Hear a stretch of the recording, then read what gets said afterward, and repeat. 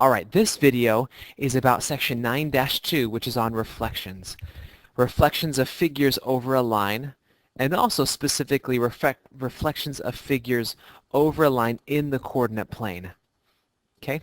By the end of this video, you should be able to identify and describe a reflection, and also be able to reflect a geometric object in the coordinate plane when given a line.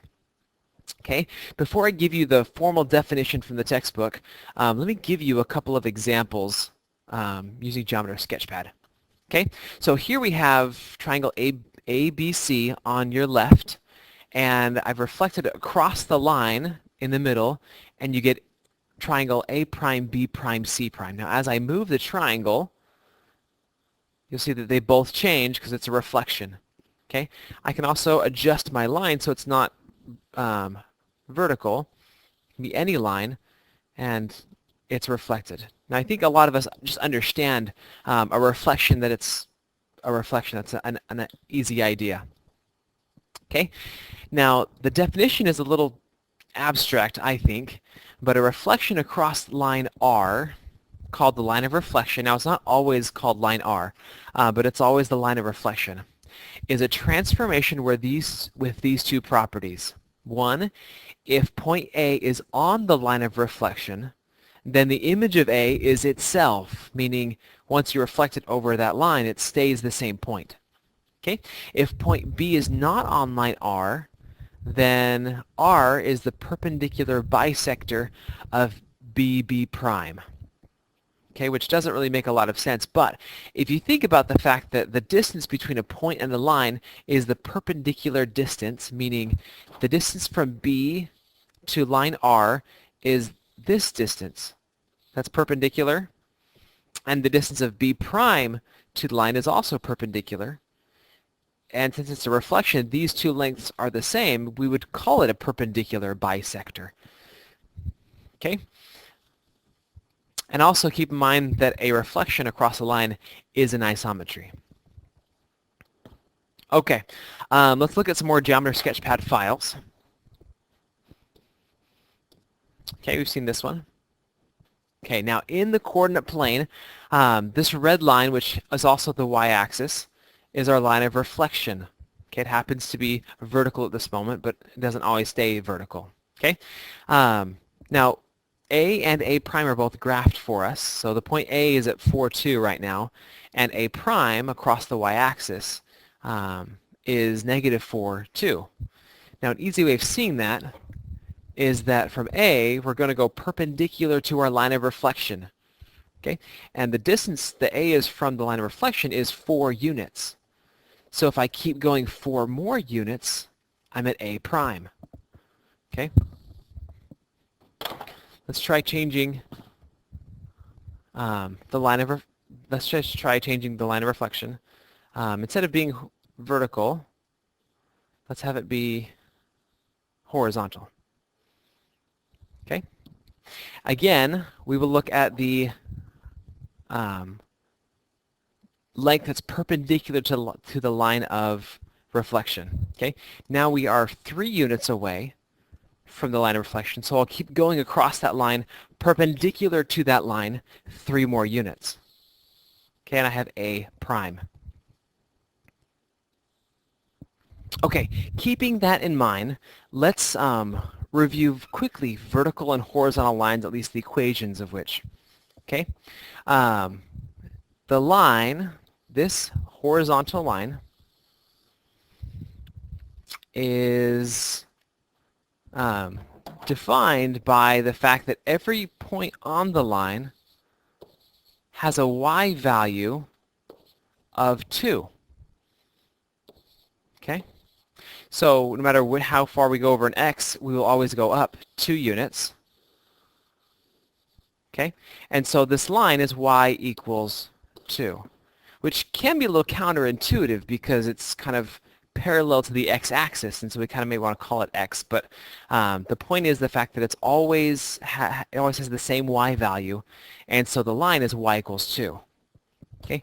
Similarly, if we're down here, for example, again the y value is always the same, and that y value is negative 3. So the equation of this line is y equals negative 3. Okay.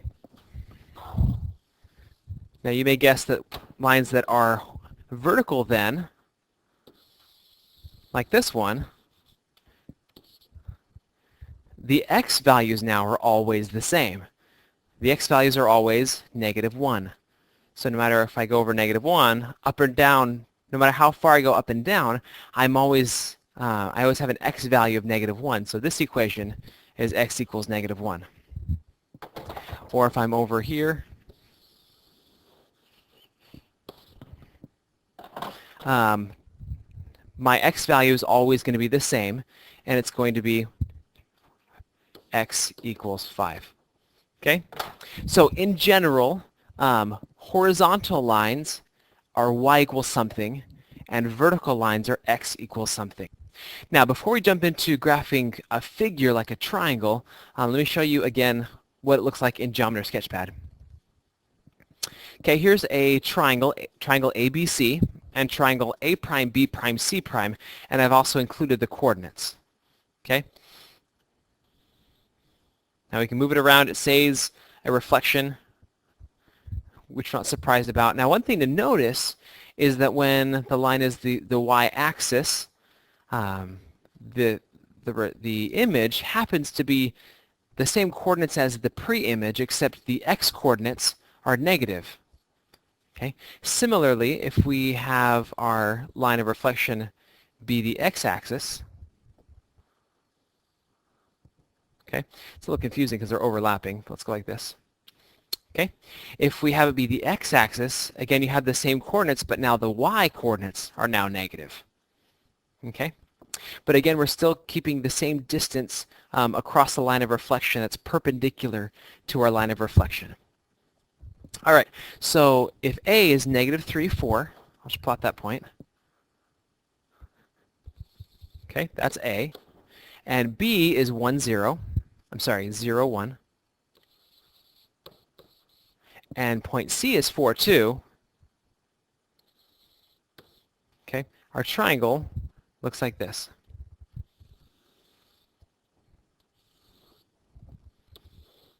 Okay.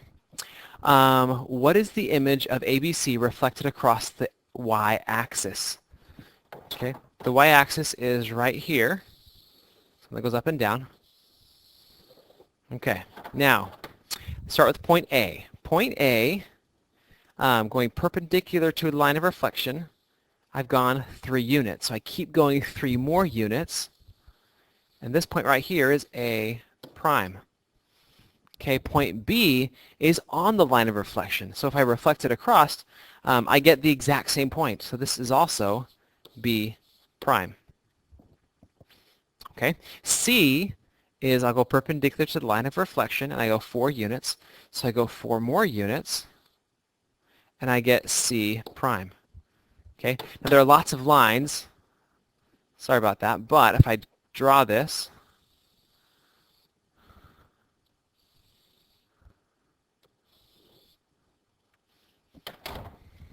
okay, let me just, anyway, so the black triangle, triangle A prime, B prime, C prime, is the reflection of triangle ABC. I know it looks a little crazy because I have the other lines in there, but hopefully you get the idea. All right, so for a challenge problem that shows up on the homework, we have the line not be just horizontal and vertical, but a line that's diagonal, okay? A line that's either y equals x or y equals negative x.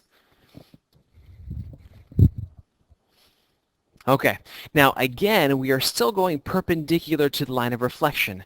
So if our line is y equals negative x, which is currently the dark red line, we'll still go perpendicular. So from point A, and the way I do this is if it's y equals negative x, then I go perpendicular, go the other way, and I count the number of diagonals. So it's 1, 2, 3.5 diagonals, and I go a half, 2, 1, 2, 3, 3.5 diagonals, and I get A prime. I hope that kind of makes sense. Okay, if I move the point around, okay,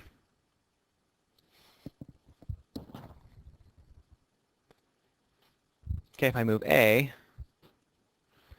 okay, here it's going to be from the diagonal, 1, 2, 3 diagonals, and I keep going 1, 2, 3 more diagonals. Okay, now the same is also true if we have our line be y equals x instead of y equals negative x. Okay, I'm still counting the number of diagonals and going now, and that's still perpendicular. Okay, that's kind of a heads up for some of the challenging questions on the homework. Okay, this video was an overview of section 9-2 on reflections, reflections of figures over a line, and also specifically reflections of figures over a line in the coordinate plane. Okay, hopefully you can identify and describe a reflection now and reflect a geometric figure in the coordinate plane.